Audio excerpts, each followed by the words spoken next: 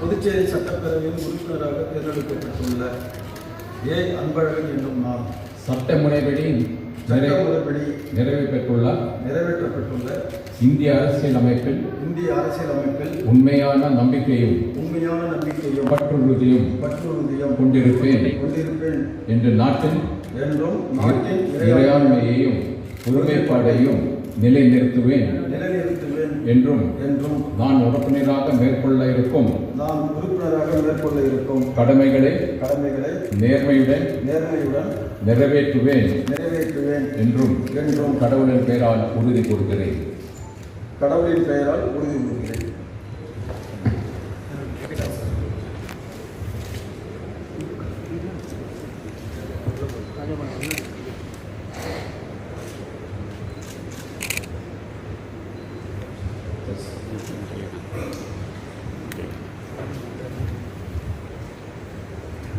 தற்காலிக சட்டப்பேரவை தலைவர் அவர்களை சிறப்பு செய்வார்.